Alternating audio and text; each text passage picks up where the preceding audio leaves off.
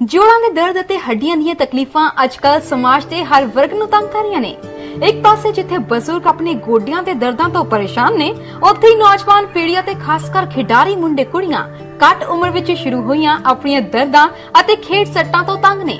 ਸੋ ਇਸ ਵਿਸ਼ੇ ਤੇ ਵਿਸਤਾਰ ਨਾਲ ਜਾਣਕਾਰੀ ਦੇਣਗੇ ਅਤੇ ਗੱਲਬਾਤ ਕਰਨਗੇ ਡਾਕਟਰ ਤਨਵੀਰ ਸਿੰਘ ਭੋਟਾਨੀ, ਜੋ ਕਿ ਇੱਕ ਕੰਸਲਟੈਂਟ ਆਰਥੋਪੈਡਿਕ ਸਰਜਨ ਨੇ ਅਤੇ ਜਿਨ੍ਹਾਂ ਦੀ ਸਪੈਸ਼ਲਾਈਜੇਸ਼ਨ ਹੈ ਜੁਆਇੰਟ ਰਿਪਲੇਸਮੈਂਟ ਅਤੇ ਖੇਡ ਸੱਟਾਂ ਦਾ ਦੂਰਬੀਨ ਨਾਲ ਇਲਾਜ ਕਰਨਾ।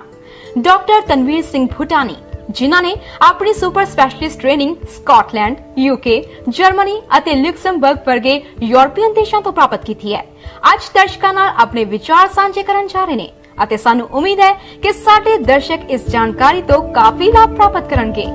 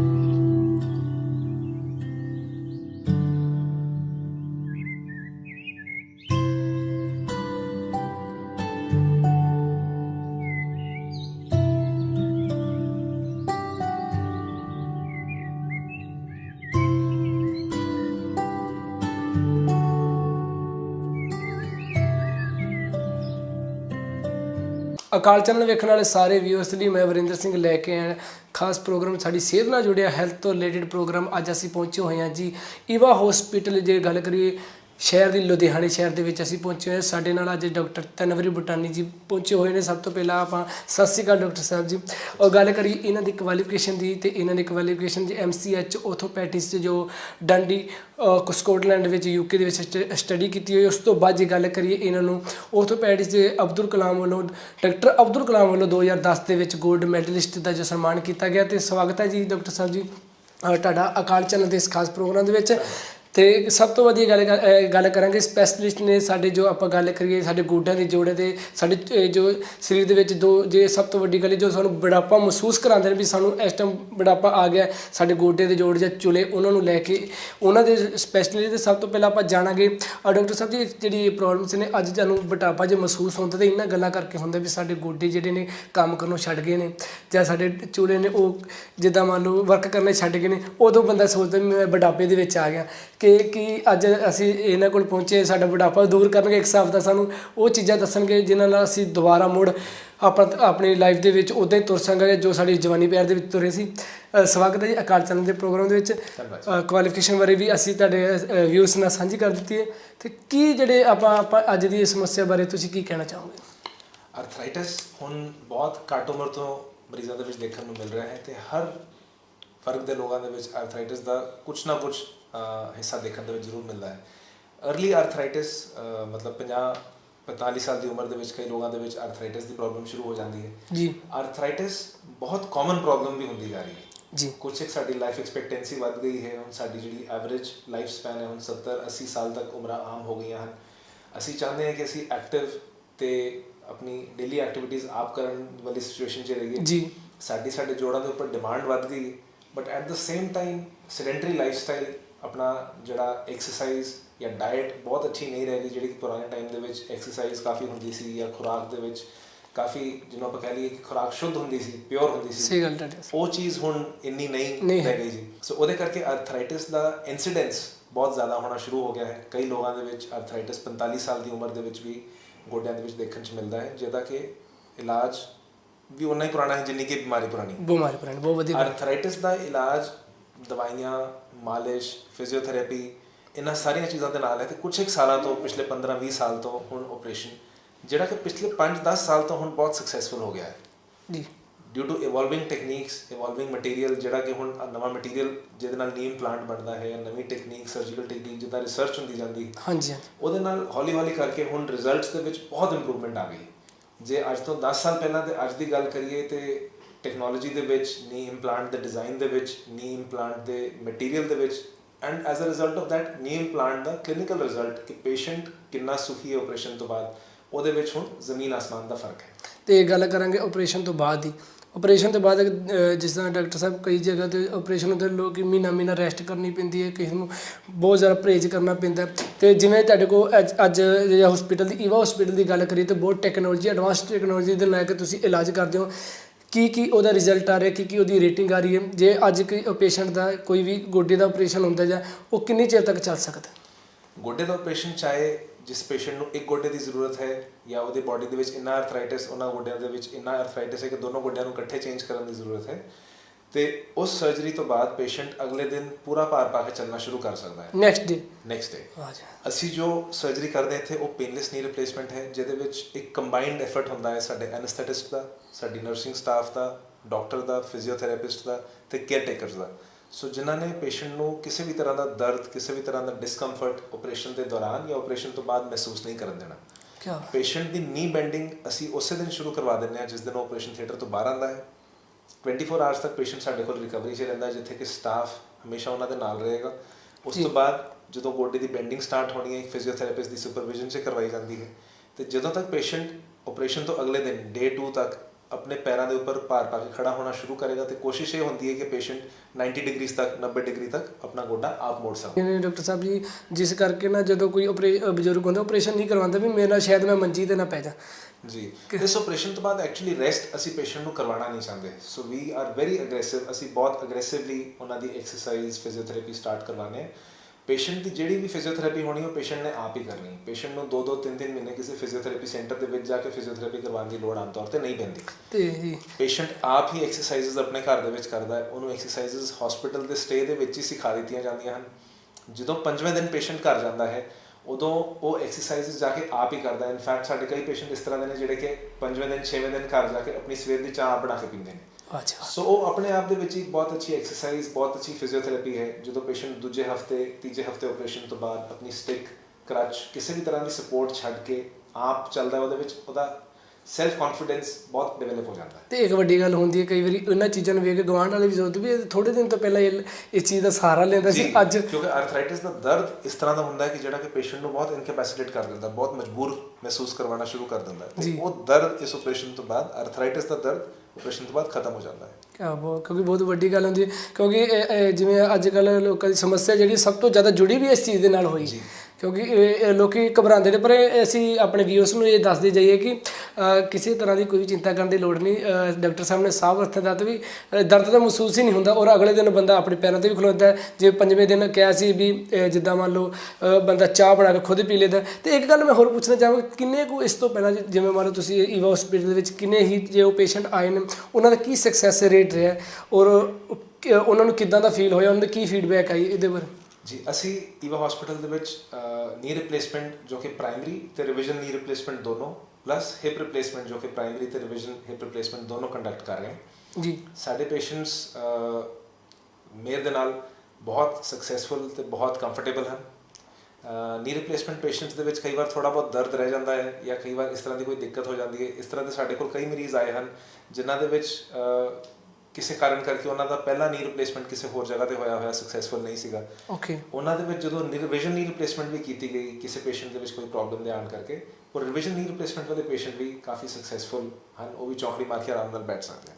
ਤੇ ਜਿੱਦਾਂ ਮਤਲਬ ਗੱਲ ਕਰੀਏ ਜਿਹੜੇ ਪੇਸ਼ੈਂਟ ਨੇ ਫੋਰਨ ਕੰਟਰੀ ਤੋਂ ਵੀ ਬਹੁਤ ਸਾਰੇ ਪੇਸ਼ੈਂਟ ਆਉਂਦੇ ਹੋਣਗੇ ਆਪ ਜੀ ਜਿੱਦਾਂ ਇਸ ਇਲਾਜ ਵਾਸਤੇ। ਹਾਂਜੀ। ਤੇ ਜਿੱਦਾਂ ਮਤਲਬ ਤੁਸੀਂ ਇਹ ਚੀਜ਼ ਨੂੰ ਉਸੇ ਚੀਜ਼ ਤੋਂ ਦੁਬਾਰਾ ਕੋਈ ਬੰਦਾ ਖੜਾ ਤਾਂ ਬਹੁਤ ਸਾਰੀ ਖੁਸ਼ੀ ਮਹਿਸੂਸ ਹੁੰਦੀ ਹੈ ਵੀ ਜਿਹੜੀ ਚੀਜ਼ ਦੀ ਅਸੀਂ ਸਟੱਡੀ ਕੀਤੀ ਸੀ ਅੱਜ ਉਹ ਰੱਬ ਉਸ ਚੀਜ਼ ਵਿੱਚ ਸਫਲ ਵੀ ਲਿਆ ਰਿਹਾ। ਜੀ ਬਿਲਕੁਲ। ਹਾਂਜੀ। ਤੇ ਕੋਈ ਹੋਰ ਡਾਕਟਰ ਸਾਹਿਬ ਜਿਹੜੀਆਂ ਚੀਜ਼ਾਂ ਤੁਹਾਨੂੰ ਲੱਗੇ ਵੀ ਇਹ ਚੀਜ਼ਾਂ ਮਤਲਬ ਸਪੈਸ਼ਲ ਹੈਗੇ ਨੇ, ਕਈ ਵਾਰੀ ਸਾਨੂੰ ਪ੍ਰੋਗਰਾਮ ਦੇ ਵਿੱਚ ਨਹੀਂ ਪਤਾ ਚੱਲਦਾ ਵੀ ਚੀਜ਼ਾਂ ਰਹਿ ਗਈਆਂ ਤੁਹਾਡੇ ਮਾਈਂਡ ਦੇ ਵਿੱਚ ਹੋਵੇ ਤੁਹਾਨੂੰ ਮੇਰਾ ਖਿਆਲ ਅੱਜ ਕੱਲ੍ਹ ਬਹੁਤ ਜ਼ਰੂਰੀ ਹੈ ਕਿ ਪੇਸ਼ੈਂਟ ਚਾਹੇ आर्थराइटिस का मरीज़ है कि नहीं है, एक रेगुलर फिजिकल एग्जामिनेशन करवाना एक मेडिकल स्पैशलिस्ट तो बहुत ज़रूरी है जी। बिकॉज कई बार शरीर के किसी चीज़ की घाट चल रही होती है, कई बार विटामिन डी की घाट है या कैल्शियम की घाट है या कई बार होर कोई मेटाबॉलिक प्रॉब्लम चल रही होती है जिस तरह की यूरिक एसिड की, कोलेस्ट्रॉल की, लिवर या किडनी फंक्शन के किसी तरह का कोई ऊपर नीचे पैरामीटर चल रहा होता है। एक मेडिकल केयर अपने लिए सीख करना, अपने लिए मेडिकल केयर ਲਈ ਮੰਨਣਾ ਬਹੁਤ ਜ਼ਰੂਰੀ ਹੈ ਜੀ, ਤਾਂ ਕਿ ਇੱਕ ਡਾਕਟਰ ਜੋ ਤੁਹਾਨੂੰ ਗਾਈਡ ਕਰ ਸਕਦਾ ਹੈ ਜੇ ਕੋਈ ਸਪਲੀਮੈਂਟ ਜਾਂ ਕੋਈ ਦਵਾਈ ਉਹ ਮੈਡੀਕਲ ਕੇਅਰ ਦੇ ਵਿੱਚ ਲੈਣੀ ਬਹੁਤ ਜ਼ਰੂਰੀ ਹੈ ਅੰਡਰ ਮੈਡੀਕਲ ਸੁਪਰਵਿਜ਼ਨ। ਦੂਸਰਾ, ਪੇਨ ਕਿਲਰਸ ਨੂੰ ਅਵੋਇਡ ਕਰਨਾ ਚਾਹੀਦਾ ਹੈ। ਕਈ ਪੇਸ਼ੈਂਟਸ ਆਪ ਹੀ ਪੇਨ ਕਿਲਰ ਲੈ ਕੇ ਖਾਈ ਜਾਂਦੇ, ਉਹਦਾ ਲਿਵਰ ਤੇ ਕਿਡਨੀ ਦੇ ਉੱਪਰ ਅਸਰ ਹੋ ਜਾਂਦਾ ਹੈ। ਸਟੀਰੋਇਡਸ ਬਹੁਤ ਸਟ੍ਰਿਕਟਲੀ ਮੈਂ ਮਨਾ ਕਰਦਾ ਆਪਣੇ ਪੇਸ਼ੈਂਟਸ ਦੇ ਵਿੱਚ ਬਿਕੋਜ਼ ਸਟੀਰੋਇਡਸ ਦਾ ਲਿਵਰ ਦੇ ਉੱਪਰ, ਕਿਡਨੀ ਦੇ ਉੱਪਰ, ਈਵਨ ਹੱਡੀ ਦੇ ਉੱਪਰ ਬਹੁਤ ਗਲਤ ਅਸਰ ਹੁੰਦਾ ਹੈ। ਚੂਲੇ ਦੇ ਉੱਪਰ ਸਟੀਰੋਇਡਸ ਦਾ ਬਹੁਤ ਨੁਕਸਾਨ ਹੁੰਦਾ ਹੈ। ਸੋ ਕਈ ਵਾਰ ਕਈ ਮਰੀਜ਼ ਦੇਸੀ ਦਵਾਈਆਂ ਲੈ ਕੇ ਜਾਂ ਟੀਕੇ ਲਗਵਾ ਕੇ ਜਾਂ ਆਪਣੇ ਆਪ ਹੀ ਕੈਮਿਸਟ ਤੋਂ ਦਵਾਈ ਖਰੀਦ ਕੇ ਖਾ ਲੈਂਦੇ ਹਨ। ਉਹ ਵਾਲੀ ਚੀਜ਼ ਮੇਰਾ ਖਿਆਲ ਸਟ੍ਰਿਕਟਲੀ ਨਹੀਂ ਕਰਨੀ ਚਾਹੀਦੀ। ਠੀਕ ਹੈ, ਬਹੁਤ ਵਧੀਆ ਗੱਲ ਕੀਤੀ ਹੈ। ਔਰ ਡਾਕਟਰ ਹੋਰਾਂ ਨੇ ਵੀ ਕਈ ਵਾਰੀ ਆਪਾਂ ਪੇਨ ਕਿਲਰ ਖਾ ਕੇ ਆਪਣੀ ਪੀੜ ਨੂੰ ਦਬਾ ਤਾਂ ਲੈਂਦੇ ਪਰ ਉਹਦਾ ਕੋਈ ਇਲਾਜ ਨਹੀਂ ਹੁੰਦਾ, ਪਰ ਨੁਕਸਾਨ ਹੋ ਜਾਂਦਾ। ਤੇ ਚੂਲੇ ਦੀ ਗੱਲ ਕਰ ਰਹੀ ਹੈ, ਚੂਲੇ ਦੇ ਵਿੱਚ ਕਿੱਦਾਂ ਜੀ ਕੋਈ ਜਿੱਦਾਂ ਮੰਨ ਲਓ ਸਪੈਸ਼ਲੀ ਕਈ ਚੂਲਿਆਂ ਦੀ ਪ੍ਰੋਬਲਮ ਕਰਕੇ ਬੈਠਣਾ ਖਲੋਣਾ ਬੜਾ ਮੁਸ਼ਕਿਲ ਲੱਗਦਾ ਤੇ ਇਹਦੇ ਬਾਰੇ ਕਿਹੜੀ ਸਪੈਸ਼ਲਿਸਟ ਜਿੱਦਾਂ ਜੀ ਹਿਪ ਰਿਪਲੇਸਮੈਂਟ ਦੀ ਜ਼ਰੂਰਤ ਕਈ ਵਾਰ ਬਹੁਤ ਘੱਟ ਉਮਰ 'ਚ ਵੀ ਪੈ ਜਾਂਦੀ ਹੈ ਬਿਕੋਜ਼ ਆਫ ਟਰਾਮਾ, ਕਿਸੇ ਸੱਟ ਲੱਗੇ ਕਰਕੇ ਜਾਂ ਐਲਕੋਹਲ ਦੇ ਕਰਕੇ। ਕਈ ਵਾਰ ਜੇ ਕਿਸੇ ਪੇਸ਼ੈਂਟ ਦੇ ਚੂਲੇ ਖਰਾਬ ਹੋ ਜਾਣ, ਜਿਹਨੂੰ ਆਪਾਂ ਕਹਿ ਦਿੰਦੇ ਕਿ ਹੱਡੀ ਗਲ ਗਈ, ਉਹ ਬੇਸਿਕਲੀ ਇੱਕ ਪ੍ਰੋਬਲਮ ਹੁੰਦੀ ਜਿਹਨੂੰ ਏਵਾਸਕੂਲਰ ਨੈਕਰੋਸਿਸ ਕਿਹਾ ਜਾਂਦਾ, ਜਿਹਦੇ ਵਿੱਚ ਚੂਲੇ ਦਾ ਜਿਹੜਾ ਗੋਲਾ ਹੁੰਦਾ ਹੈ ਉਹਨੂੰ ਬਲੱਡ ਸਪਲਾਈ ਖਤਮ ਹੋ ਜਾਂਦੀ ਹੈ। ਓਕੇ। ਸਟੀਰੋਇਡਸ ਤੇ ਐਲਕੋਹਲ ਇੱਕ ਬੜੇ ਕਾਮਨ ਕਾਜ਼ ਹਨ ਇਸ ਚੀਜ਼ ਦੇ। ਹਿਪ ਰਿਪਲੇਸਮੈਂਟ ਜਿਹੜੇ ਬਹੁਤ ਕਿਤੇ ਯੰਗ ਏਜ ਦੇ ਵਿੱਚ ਕਿਸੇ ਬਹੁਤ ਯੰਗ ਪੇਸ਼ੈਂਟ ਦੇ ਵਿੱਚ ਕਰਨੀ ਪੈਂਦੀ, ਉਹਦੇ ਵਿੱਚ ਅਸੀਂ ਅਨਸੀਮੈਂਟਡ ਹਿਪ ਰਿਪਲੇਸਮੈਂਟ ਦੀ ਆਪਸ਼ਨ ਲੈ ਕੇ ਚੱਲਦੇ ਹਾਂ ਜੀ। ਜਿਹੜੇ ਹੁਣ ਮਟੀਰੀਅਲ ਸਾਡੇ ਕੋਲ ਅਵੇਲੇਬਲ ਹਨ ਜਿਸ ਤਰ੍ਹਾਂ ਕਿ ਆਕਸੀਨੀਅਮ ਜਾਂ ਸਿਰਾਮਿਕ, ਉਹਦੇ ਨਾਲ ਹਿਪ ਰਿਪਲੇਸਮੈਂਟ ਦੀ ਲਾਈਫ ਕਈ ਵਾਰ 30-35 ਸਾਲ ਤੋਂ ਵੀ ਉੱਪਰ ਹੈ। ਹਾਂਜੀ। ਅਨਸੀਮੈਂਟਡ ਹਿਪ ਰਿਪਲੇਸਮੈਂਟ ਦਾ ਫਾਇਦਾ ਇਹ ਹੁੰਦਾ ਹੈ ਕਿ ਜਦੋਂ ਯੰਗ ਪੇਸ਼ੈਂਟ ਦੇ ਵਿੱਚ ਕੀਤੀ ਜਾਏ ਤੇ ਉਹ ਫੋਰਐਵਰ ਵਰਗੀ ਚੀਜ਼ ਹੋ ਜਾਂਦੀ ਹੈ ਬਿਕੋਜ਼ ਉਹਦੇ ਵਿੱਚ ਹੱਡੀ ਗਰੋ ਕਰ ਜਾਂਦੀ ਹੈ। ਹੱਡੀ ਉਸ ਇੰਪਲਾਂਟ ਨੂੰ ਸਰੀਰ ਆਪਣਾ ਇੱਕ ਹਿੱਸਾ ਬਣਾ ਲੈਂਦਾ ਹੈ ਜਿਹਦੇ ਵਿੱਚ ਆਪਣੀ ਹੱਡੀ ਗਰੋ ਕਰਕੇ ਉਹ ਇੰਪਲਾਂਟ ਹਮੇਸ਼ਾ ਲਈ ਪਕੜ ਲੈ ਲੈਂਦਾ ਹੈ। ਜੀ ਜੀ।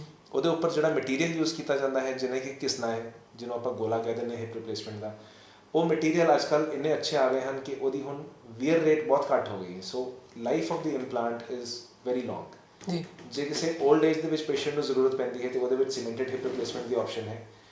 ਪੇਸ਼ੈਂਟ ਇਹਦੇ ਤੇ ਅਗਲੇ ਦਿਨ ਭਾਰ ਪਾ ਕੇ ਖੜਾ ਹੋ ਸਕਦਾ ਹੈ, ਚੱਲ ਸਕਦਾ ਹੈ। ਸੋ ਓਲਡ ਏਜ ਦੇ ਵਿੱਚ ਅਸੀਂ ਨਹੀਂ ਚਾਹੁੰਦੇ ਕਿ ਪੇਸ਼ੈਂਟ ਬਹੁਤ ਦੇਰ ਤੱਕ ਬੈੱਡ ਦੇ ਉੱਪਰ ਬੈੱਡਰਿਡਨ ਰਹੇ। ਉਹਦੇ ਨਾਲ ਲਿਵਰ, ਕਿਡਨੀ, ਪਲਮਨਰੀ ਫੰਕਸ਼ਨ, ਲੰਗ ਫੰਕਸ਼ਨ ਦੇ ਉੱਪਰ ਅਸਰ ਆਉਂਦਾ ਹੈ। ਸੋ ਜਿੰਨਾ ਜਲਦੀ ਪੇਸ਼ੈਂਟ ਆਪਣੀ ਡੇ ਟੂ ਡੇ ਐਕਟੀਵਿਟੀਜ਼ ਦੇ ਵਿੱਚ, ਆਪਣੀ ਰੂਟੀਨ ਦੇ ਵਿੱਚ ਜਲਦੀ ਆਏਗਾ, ਉਹਨਾਂ ਉਹਦਾ ਕਾਰਡੀਓ ਪਲਮਨਰੀ ਸਟੇਟਸ, ਉਹਦਾ ਹਾਰਟ ਦਾ ਤੇ ਉਹਦਾ ਲੰਗਸ ਦਾ ਸਟੇਟਸ ਅੱਛਾ ਰਹੇਗਾ। ਠੀਕ। ਅਸੀਂ ਪੇਸ਼ੈਂਟ ਨੂੰ ਜਲਦੀ ਤੋਂ ਜਲਦੀ ਉਹਦੇ ਪੈਰਾਂ ਤੇ ਆਪ ਖੜਾ ਕਰਕੇ ਚਲਵਾਉਣਾ ਚਾਹੁੰਦੇ। ਠੀਕ ਹੈ। ਤੇ ਇੱਕ ਮੇਰਾ ਕੁਐਸਚਨ ਹੋਰ ਹੈ, ਇਹਦੀ ਜਿੱਦਾਂ ਮੰਨ ਲਓ ਉਸ ਤੋਂ ਬਾਅਦ ਲਾਈਫ ਕਿੰਨੀ ਕੁ ਹੁੰਦੀ ਹੈ? ਮੰਨ ਲਓ ਤੁਸੀਂ ਅੱਜ ਆਪਰੇਸ਼ਨ ਕੀਤਾ, ਮਰੀਜ਼ ਆਪਣੇ ਪੈਰਾਂ ਤੇ ਵੀ ਖੜਾ ਹੋ ਗਿਆ, ਉਸ ਤੋਂ ਬਾਅਦ ਕਿੰਨੀ ਜਾਂ ਚੀਜ਼ਾਂ ਦਾ ਧਿਆਨ ਰੱਖਣਾ ਪੈਂਦਾ ਜਾਂ ਉਹਦੀ ਕਿੰਨੀ ਕੁ ਲਾਈਫ ਜੇ ਜਿਹੜਾ ਉਹ ਰਿਪਲੇਸਮੈਂਟ ਹੋਇਆ ਜੁਆਇੰਟ, ਕਿੰਨਾ ਕੁ ਲਾਈਫ ਪੀਰੀਅਡ ਹੁੰਦਾ? ਪਿਛਲੇ 5 ਤੋਂ 10 ਸਾਲ ਦੇ ਵਿੱਚ ਮਟੀਰੀਅਲਸ ਦੇ ਵਿੱਚ ਤੇ ਡਿਜ਼ਾਈਨ ਦੇ ਵਿੱਚ ਇੰਪਰੂਵਮੈਂਟ ਹੋਣ ਦੇ ਕਾਰਨ ਹੁਣ ਜਿਹੜਾ ਪਹਿਲਾਂ ਨੀ ਰਿਪਲੇਸਮੈਂਟ 5 ਤੋਂ 10 ਸਾਲ ਚੱਲਦਾ ਸੀ ਜੀ ਉਹ ਆਮ ਤੌਰ ਤੇ 15 ਤੋਂ 20 ਸਾਲ ਦੀ ਲਾਈਫ ਉਹਦੀ ਹੈ ਅੱਜ। ਹੈ ਕਿ ਠੀਕ ਆ ਪਰ ਹੁਣ ਕਈ ਮਟੀਰੀਅਲਸ ਐਸੇ ਆ ਗਏ ਹਨ ਜਿਹੜੇ ਕਿ ਆਕਸੀਨੀਅਮ ਜਾਂ ਸਿਰਾਮਿਕ ਵਰਗੇ ਨੀਜ਼ ਤੇ ਹਿਪਸ ਹਨ ਜਿਨ੍ਹਾਂ ਦੀ life according to companies and clinical studies is 30 years ਕਿ 30 ਸਾਲ ਤੋਂ ਉੱਪਰ ਵੀ ਉਸ ਗੋਡੇ ਦੀ ਲਾਈਫ ਹੈ। ਬਹੁਤ ਵਧੀਆ ਕਿਉਂਕਿ ਜੇ ਆਪਾਂ ਗੱਲ ਕਰਾਂ ਤੁਸੀਂ ਲਾਈਫ ਦੀ ਗੱਲ ਕੀਤੀ 70 ਤੋਂ 80 ਸਾਲ ਵੈਸੇ ਸਾਡੀ ਲਾਈਫ ਹੁੰਦੀ ਹੈ ਜੇ 50 60 ਯਾਨੀ ਕਿ ਉਹਨੂੰ ਇੱਕ ਵਾਰੀ ਇਲਾਜ ਕਰਿਆ ਵਾਂਸ ਇਨ ਅ ਲਾਈਫ ਟਾਈਮ ਸਰਜਰੀ ਹੋ ਸਕਦੀ ਹੈ। ਮੈਂ ਜੇ ਸਲਾਹ ਦੇਣਾ ਚਾਹੂੰਗਾ ਤਾਂ ਇਹ ਦੇਣਾ ਚਾਹੂੰਗਾ ਕਿ ਇੱਕ ਹੈਲਦੀ ਐਕਟਿਵ ਲਾਈਫਸਟਾਈਲ ਜੀਣਾ ਬਹੁਤ ਜ਼ਰੂਰੀ ਹੈ ਜੀ। ਬੈਲੈਂਸ ਡਾਈਟ ਮੇਨਟੇਨ ਕਰਨੀ ਬਹੁਤ ਜ਼ਰੂਰੀ ਹੈ ਜੀ। ਬੈਲੈਂਸ ਡਾਈਟ ਦੇ ਵਿੱਚ ਮਿਲਕ ਪ੍ਰੋਡਕਟਸ ਪ੍ਰੋਟੀਨਸ ਇਸ ਤਰ੍ਹਾਂ ਦੀਆਂ ਚੀਜ਼ਾਂ ਨੂੰ ਆਪਣਾ ਡੇਲੀ ਡਾਈਟ ਦਾ ਹਿੱਸਾ ਬਣਾਉਣਾ ਬਹੁਤ ਜ਼ਰੂਰੀ ਹੈ। ਕਈ ਮਰੀਜ਼ ਐਸੇ ਹਨ ਜਿਹੜੇ ਕਿ ਹੁਣ ਲੈਕਟੋਸ ਇੰਟੋਲਰੈਂਟ ਹਨ ਗਲੂਟਨ ਐਲਰਜੀ ਹੈ ਜਿਹਦੇ ਕਰਕੇ ਉਹ ਦੁੱਧ ਆਟਾ ਇਸ ਤਰ੍ਹਾਂ ਦੀ ਚੀਜ਼ਾਂ ਨਹੀਂ ਖਾ ਸਕਦੇ ਡਾਈਟ ਦੇ ਵਿੱਚ। ਸੋ ਉਹਦੇ ਲਈ ਮੈਡੀਕਲ ਗਾਈਡੈਂਸ ਕਿ ਉਹਦੇ ਸਬਸਟੀਟਿਊਟ ਕੀ ਹਨ ਆਪਾਂ ਨੂੰ ਕੀ ਸਪਲੀਮੈਂਟਸ ਕੀ ਕਿਸ ਤਰ੍ਹਾਂ ਦੀ ਦਵਾਈ ਕਿਸ ਤਰ੍ਹਾਂ ਦਾ ਰੈਗੂਲਰ ਟੈਸਟ ਚੈੱਕਅਪ ਕਰਵਾਉਂਦੇ ਰਹਿਣਾ ਚਾਹੀਦਾ ਕਿ ਕੋਈ ਡੈਫੀਸ਼ੀਐਂਸੀ ਸਰੀਰ ਦੇ ਵਿੱਚ ਨਾ ਹੋਏ ਜੀ। ਸੈਕਿੰਡ ਰਿਗਾਰਡਲੈਸ ਆਫ ਏਜ ਕਿ ਪੇਸ਼ੈਂਟ ਦੀ ਉਮਰ 30 ਸਾਲ 40 ਸਾਲ 60 ਜਾਂ 70 80 ਸਾਲ ਵੀ ਹੈ ਕੁਛ ਇੱਕ farm of exercise appropriate for age ਜ਼ਰੂਰ ਕਰਦੇ ਰਹਿਣਾ ਚਾਹੀਦਾ ਹੈ। ਆਪਣੀ ਬਾਡੀ ਨੂੰ ਹਮੇਸ਼ਾ ਪੁਸ਼ ਕਰਦੇ ਰਹਿਣਾ ਚਾਹੀਦਾ ਹੈ ਕਿ ਮਸਲ ਮਾਸ ਬੋਨ ਮਾਸ ਕਦੀ ਘਟਣਾ ਨਾ ਸ਼ੁਰੂ ਹੋਏ। ਰੈਗੂਲਰ ਸਪਲੀਮੈਂਟੇਸ਼ਨ ਤੇ ਰੈਗੂਲਰ ਐਕਸਰਸਾਈਜ਼ ਦੇ ਨਾਲ ਮੇਰਾ ਖਿਆਲ ਇੱਕ ਸੁਖਦ ਜੀਵਨ ਹੈਲਦੀ ਜੀਵਨ ਬਤੀਤ ਕੀਤਾ ਜਾ ਸਕਦਾ ਹੈ। ਠੀਕ ਹੈ ਥੈਂਕ ਯੂ ਡਾਕਟਰ ਤਨਵੀਰ ਜੀ। ਔਰ ਸਾਡੇ ਵੀਅਰਸ ਨੇ ਇਹ ਗੱਲ ਜ਼ਰੂਰ ਦੱਸਦੇ ਜਾਵਾਂਗੇ ਵੀ ਸਾਡੇ ਜੇ ਗੋਡਿਆਂ ਦੇ ਵਿੱਚ ਜਾਂ ਸਾਡੇ ਬਜ਼ੁਰਗਾਂ ਨੂੰ ਇਹ ਮਹਿਸੂਸ ਹੁੰਦਾ ਵੀ ਅਸੀਂ ਬੁਢਾਪੇ 'ਚ ਆ ਕੇ ਸਾਡੇ ਗੋਡਿਆਂ ਤੋਂ ਰਹਿ ਜਾਵਾਂਗੇ ਜਾਂ ਉਹਨਾਂ ਨੂੰ ਇੱਕ ਨਵੀਂ ਲਾਈਫ ਮਿਲ ਸਕਦੀ ਕਿ ਜੋ ਸਾਡੇ ਗੋਡਿਆਂ ਦਾ ਜੇ ਰਿਪਲੇਸਮੈਂਟ ਸਾਡੇ ਜੋੜਾਂ ਦਾ ਸਾਡੇ ਜੇਕਰ ਚੁੱਲ੍ਹਿਆਂ ਦੀ ਗੱਲ ਕਰੀਏ ਬੜੇ ਹੀ ਵਿਸਤਾਰ ਨਾਲ ਡਾਕਟਰ ਸਾਹਿਬ ਨੇ ਦੱਸਿਆ ਕਿ ਤੁਹਾਡੀ ਇੱਕ ਨਵੀਂ ਲਾਈਫ ਮਿਲ ਸਕਦੀ ਹੈ। ਤੁਹਾਨੂੰ ਨਿਰਾਸ਼ ਹੋਣ ਦੀ ਲੋੜ ਨਹੀਂ। ਸਾਡੇ ਜਿੰਨੇ ਵੀ ਇਸ ਟਾਈਮ 106 ਕੰਟਰੀ ਵਿੱਚ ਸਾਡੇ ਵਿਊਅਰਸ ਦੇਖ ਰਹੇ ਨੇ ਔਰ ਤੁਸੀਂ ਡਾਕਟਰ ਸਾਹਿਬ ਉਹਨਾਂ ਨਾਲ ਕੰਟੈਕਟ ਕਰ ਸਕਦੇ ਹੋ। ਈਵਾ ਹੌਸਪੀਟਲ ਲੁਧਿਆਣਾ ਜੇ ਕਈ ਵਾਰੀ ਇੰਡੀਆ ਵਿਜ਼ਿਟ ਵੀ ਕਰਦੇ ਨੇ ਤਾਂ ਤੁਸੀਂ ਆ ਸਕਦੇ ਹੋ। ਈਵਾ ਹੌਸਪੀਟਲ ਲੁਧਿਆਣਾ ਵਿੱਚ ਬਹੁਤ ਹੀ ਫੇਮਸ ਨਾਮ ਹੈ ਔਰ ਜਦੋਂ ਮਰਜ਼ੀ ਤੁਸੀਂ ਆ ਸਕਦੇ ਹੋ। ਔਰ ਸਭ ਤੋਂ ਵੱਡੀ ਗੱਲ ਦੱਸਿਆ ਕਿ ਇਹ ਅਸੀਂ ਇਹਨਾਂ ਨੂੰ ਮਿਲੇ ਤਾਂ ਬੜਾ ਫਰੈਂਡਲੀ ਬਿਹੇਵ ਹੈ ਅਤੇ ਜਿੱਦਾਂ ਮਤਲਬ ਇੱਕ ਪਰਿਵਾਰ ਵਾਂਗੂ ਮਾਹੌਲ ਬਣਾ ਕੇ ਜਿੱਦਾਂ ਮਤਲਬ ਟਰੀਟ ਕਰਦੇ ਅਤੇ ਇਹਨਾਂ ਦਾ ਵੀ ਅਸੀਂ ਥੈਂਕਸ ਕਰਾਂ ਕਿਉਂਕਿ ਪੇਸ਼ੈਂਟ ਅਕਸਰ ਇਹ ਚੀਜ਼ ਚਾਹੁੰਦਾ ਹੀ ਇਹ ਚੀਜ਼ ਹੈ ਜੀ। ਸਾਡੇ ਕੋਲ ਪਹਿਲਾਂ ਹੀ ਮਰੀਜ਼ ਪਰੇਸ਼ਾਨੀ 'ਚ ਆਉਣਾ ਜੀ ਸੋ ਜੇ ਅੱਗੋਂ ਸਾਡੇ ਵੱਲੋਂ ਸਹਾਨੁਭੂਤੀ ਜਾਂ ਪਿਆਰ ਨਹੀਂ ਮਿਲੇਗਾ ਤਾਂ ਪੇਸ਼ੈਂਟ ਹੋਰ ਪਰੇਸ਼ਾਨ ਹੋ ਜਾਏਗਾ। ਇਹ ਤਾਂ ਹੈ ਜੀ ਅਤੇ ਬੜਾ ਵਧੀਆ ਅਤੇ ਸਾਨੂੰ ਇਹੀ ਸੋਚਦੇ ਵੀ ਘਬਰਾਉਣ ਦੀ ਲੋੜ ਨਹੀਂ ਹੈਗੀ ਅਤੇ ਸਾਡੇ ਜੋ ਇਹ ਪ੍ਰੋਗਰਾਮ ਦੇ ਵਿੱਚ ਅਸੀਂ ਉਮੀਦ ਕਰਾਂਗੇ ਜਿਹੜੇ ਸਾਡੇ ਇਸ ਟਾਈਮ ਬਜ਼ੁਰਗ ਨੇ ਜਾਂ ਸਾਡੇ ਹੋਰ ਵੀਰ ਭਰਾ ਨੇ ਜਿਨ੍ਹਾਂ ਨੇ ਯੰਗ ਉਮਰ ਦੇ ਵਿੱਚ ਵੀ ਇਹ ਚੀਜ਼ਾਂ ਦਾ ਸਮੱਸਿਆ ਦਾ ਸਾਹਮਣਾ ਕਰਨਾ ਪਿਆ ਉਹਨਾਂ ਨੂੰ ਨਿਰਾਸ਼ ਹੋਣ ਦੀ ਲੋੜ ਨਹੀਂ। ਤੁਸੀਂ ਆਪਣਾ ਮਨ ਬਣਾਓ। ਮਨ ਬਣਾਉਣ ਤੋਂ ਬਾਅਦ ਤੁਸੀਂ ਇਹ ਸੋਚੋ ਵੀ ਅਸੀਂ ਇਲਾਜ ਕਰਾਉਣਾ ਅਤੇ ਜਿਵੇਂ ਕੋਈ ਜ਼ਿਆਦਾ ਟਾਈਮ ਪੀਰੀਅਡ ਵੀ ਨਹੀਂ ਹੈਗਾ ਲਗਭਗ ਜਿਵੇਂ ਪ੍ਰੋਗਰਾਮ ਵਿੱਚ ਡਾਕਟਰ ਸਾਹਿਬ ਨੇ ਦੱਸ ਦਿੱਤਾ ਵੀ ਅਸੀਂ ਛੇਤੀ ਤੋਂ ਛੇਤੀ ਉਹ ਚੀਜ਼ ਨੂੰ ਔਰ ਬਿਨਾਂ ਦਰਦ ਮਹਿਸੂਸ ਕਰਾਇਆ ਉਸ ਚੀਜ਼ ਦਾ ਇਲਾਜ ਕਰਨੇ ਆ ਅਤੇ ਬੜਾ ਥੈਂਕਸ ਹੈ ਤੁਸੀਂ ਅੱਜ ਆਪਣਾ ਕੀਮਤੀ ਟਾਈਮ ਕੱਢ ਕੇ ਇਸ ਪ੍ਰੋਗਰਾਮ ਦੇ ਵਿੱਚ ਆਏ ਆ ਕਿਉਂਕਿ ਇਸ ਪ੍ਰੋਗਰਾਮ ਦੇ ਰਿਲੇਟਡ ਸਾਡੇ ਇਸ ਦੇਸ਼ਾਂ ਵਿਦੇਸ਼ਾਂ ਵਿੱਚ ਕਈ ਪਰਿਵਾਰਾਂ ਦਾ ਸ਼ਾਇਦ ਆਉਣ ਵਾਲੇ ਸਮੇਂ ਦੇ ਵਿੱਚ ਭਲਾ ਵੀ ਹੋਏਗਾ ਜਿਹੜੇ ਇਸ ਚੀਜ਼ ਨੂੰ ਸੋਚ ਕੇ ਪ੍ਰੋਗਰਾਮ ਨੂੰ ਵੇਖ ਕੇ ਜ਼ਰੂਰ ਆਉਣਗੇ ਅਤੇ ਅਸੀਂ ਪ੍ਰੋਗਰਾਮ ਦੇ ਵਿੱਚ ਤੁਸੀਂ ਆਏ ਹੋ ਕਿਉਂਕਿ ਤੁਹਾਡਾ ਜਿਹੜਾ ਅਸੀਂ ਇਹ ਵੀ ਦੀ ਬਹੁਤ ਬਿਜ਼ੀ ਸ਼ਡਿਊਲ ਹੈ ਬਹੁਤ ਸਾਰੇ ਪੇਸ਼ੈਂਟ ਆਉਂਦੇ ਰਹਿੰਦੇ ਨੇ ਤਾਂ ਅਸੀਂ ਪ੍ਰੋਗਰਾਮ ਦਾ ਟਾਈਮ ਲਿਆ ਅਤੇ ਬੜਾ ਵਧੀਆ ਲੱਗਿਆ ਅਤੇ ਹੋਪ ਕਰਾਂਗੇ ਤੁਸੀਂ ਇਸ ਪ੍ਰੋਗਰਾਮ ਨੂੰ ਪਸੰਦ ਕੀਤਾ ਹੋਵੇਗਾ ਅਤੇ ਪਸੰਦ ਦੇ ਨਾਲ ਇਸ ਪ੍ਰੋਗਰਾਮ 'ਤੇ ਅਮਲ ਜ਼ਰੂਰ ਕਰਿਓ। ਅਮਲ ਕਰਨ ਤੋਂ ਬਾਅਦ ਹੀ ਆਪਾਂ ਆਪਣੇ ਜਿਹੜੇ ਸਰੀਰ ਨੂੰ ਕਾਇਮ ਰੱਖ ਕੇ ਆਪਣੇ ਪਰਿਵਾਰ ਦੇ ਵਿੱਚ ਜਾਂ ਜੇ ਕਿਸੇ ਰਿਸ਼ਤੇਦਾਰੀ ਦੇ ਵਿੱਚ ਕਿਸੇ ਚੀਜ਼ ਨੂੰ ਇਸ ਦੀ ਸਮੱਸਿਆ ਨਾਲ ਜੂਝ ਰਿਹਾ ਤਾਂ ਉਹਦੀ ਵੀ ਤੁਸੀਂ ਹੈਲਪ ਕਰ ਸਕਦੇ ਹੋ। ਇਸ ਪ੍ਰੋਗਰਾਮ ਨੂੰ ਵੇਖਣ ਤੋਂ ਬਾਅਦ ਉਹਨਾਂ ਨੂੰ ਵੀ ਦੱਸ ਸਕਦੇ ਹੋ ਵੀ ਇਸ ਤਰ੍ਹਾਂ ਈਵਾ ਹੌਸਪੀਟਲ ਦੇ ਵਿੱਚ ਡਾਕਟਰ ਤਨਵੀਰ ਇਸ ਚੀਜ਼ ਦੇ ਸਪੈਸ਼ਲਿਸਟ ਨੇ। ਆਖਿਰ ਦੇ ਵਿੱਚ ਸਾਨੂੰ ਦਿਓ ਇਜਾਜ਼ਤ ਮਿਲਾਂਗੇ ਇੱਕ ਨਵੇਂ ਪ੍ਰੋਗਰਾਮ ਵਿੱਚ। ਸਤਿ ਸ੍ਰੀ ਅਕਾਲ।